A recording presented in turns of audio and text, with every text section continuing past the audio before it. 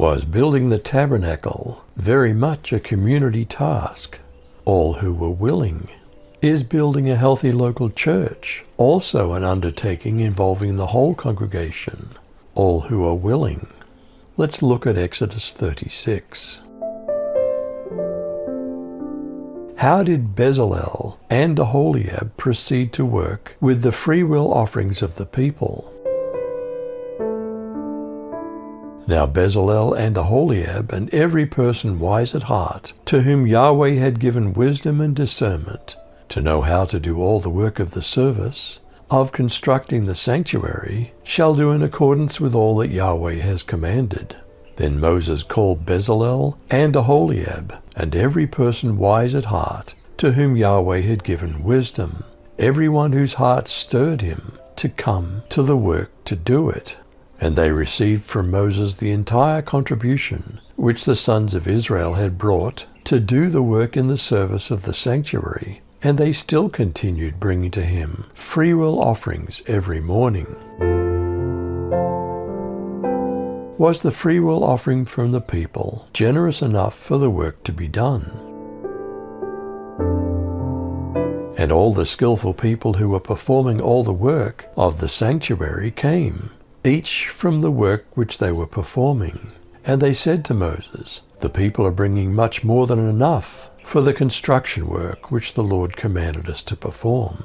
So Moses issued a command and circulated a proclamation throughout the camp, saying no man or woman is to perform work any longer for the contributions of the sanctuary. So the people were restrained from bringing any more, for the material they had was sufficient and more than enough for all the work to perform it. What three colors were used for the curtains? Could blue picture heaven, where Jesus came from? Purple represent the royalty of the King of Kings, and red symbolize his blood. All those who were skilled among the workers made the tabernacle with 10 curtains of finely twisted linen and blue, purple, and scarlet yarn, with cherubim woven into them by expert hands. All the curtains were the same size, 28 cubits long and 4 cubits wide. They joined 5 of the curtains together and did the same with the other 5. How were the curtains to be attached to the tabernacle and to each other? He made loops of blue yarn on the edge of the curtain, on the selvage of one set. Likewise he did on the outer edge of the other curtain of the second set. 50 loops he made on one curtain, and 50 loops he made on the edge of the curtain, on the end of the second set. The loops held one curtain to another, and he made 50 clasps of gold, and coupled the curtains to one another with the clasps, that it might be one tabernacle. What layers were there to protect the curtains from the elements?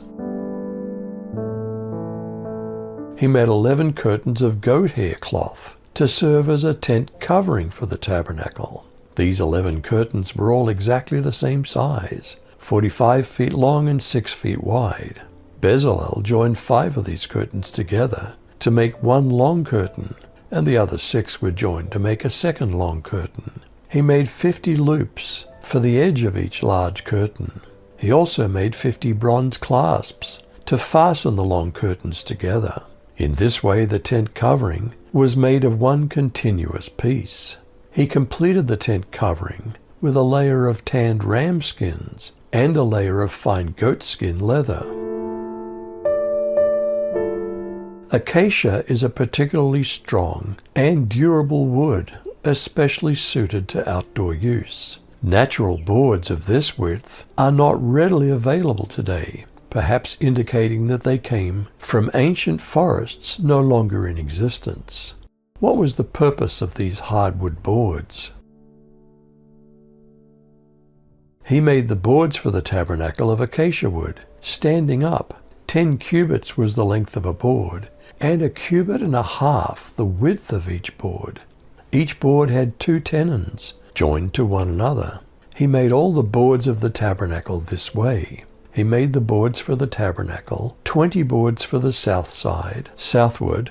He made 40 sockets of silver under the 20 boards, 2 sockets under one board for its 2 tenons, and 2 sockets under another board for its 2 tenons.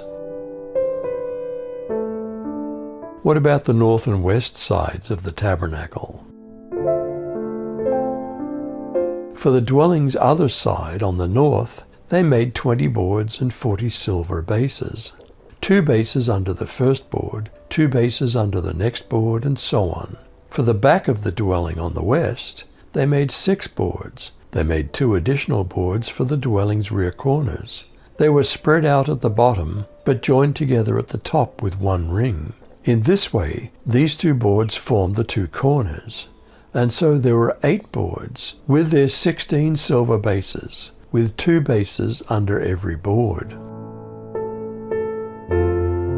With their crossbars, as is used in any stabilizing construction technique. 5 crossbars were made for each of the wooden frames, with the center crossbar running the full length of the wall. The frames and crossbars were covered with gold, and gold rings were attached to the frames to run the crossbars through. Cherubim are not cute little babies like the popular mythical figures, but powerful and strong angels. Where were they depicted apart from the mercy seat? He made the veil of blue and purple and scarlet yarns and fine twined linen. With cherubim swiftly worked into it, he made it. And for it he made 4 pillars of acacia and overlaid them with gold. Their hooks were of gold, and he cast for them 4 bases of silver. What did the screen for the entrance to the tent look like? He made a screen embroidered with blue, purple, and scarlet yarn, and finely spun linen for the entrance to the tent, together with its 5 posts and their hooks. He overlaid the tops of the posts and their bands with gold, but their 5 bases were bronze. Was building the tabernacle very much a community task, all who were willing? Is building a healthy local church also an undertaking involving the whole congregation, all who are willing? You decide.